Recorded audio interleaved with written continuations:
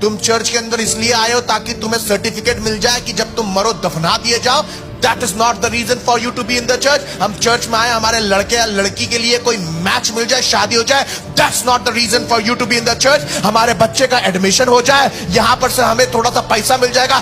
That's not the reason for you to be in the church. हमारे यहां पर काम बन जाते हैं, इतने लोगों से मुलाकात हो जाती है, यहां पर पेंटर भी मिल जाएगा, चर्च में एक पेंटर भी है, डॉक्टर भी मिल जाएगा यहां से थोड़ा।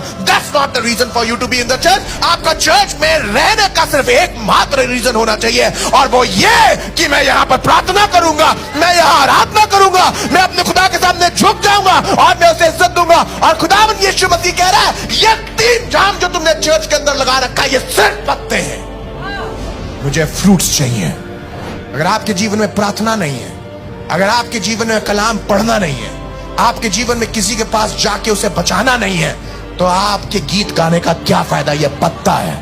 आपके गिटार बजाने का क्या फायदा? ये पत्ता है। If your life is not been prepared. ये सब 3 झाम है। यीशु मसीह को पत्तों से प्रॉब्लम नहीं है, यीशु मसीह को इस 3 झाम से प्रॉब्लम नहीं है।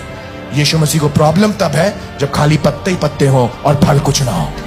चर्च में तुम आते हो, अपनी बच्ची की शादी कराना मांगो, बेटे की शादी कराना मांगो, बच्चे का एडमिशन कराना मांगो, तुम्हें थोड़ा सा डिस्काउंट मिल जाए, यहां पर दफनाने के लिए थोड़ा आराम हो जाए, तुम्हारा बर्थडे सेलिब्रेट करने के लिए चीजें मिल जाए, यहां पर तुम्हें ये फैसिलिटी मिल जाए, ये सब अच्छा है। मेन चीज ये होनी चाहिए थी कि तुम परमेश्वर के भवन में आओ और वहां पर प्रार्थनाएं करो। तुम परमेश्वर के भवन में आओ, परमेश्वर की हुजूरी के लिए आओ। तुम परमेश्वर के भवन में आओ, तुम्हारे दिमाग में और कोई मोटिव ना रहे, सिर्फ एक मोटिव रहे, I want to serve the Lord.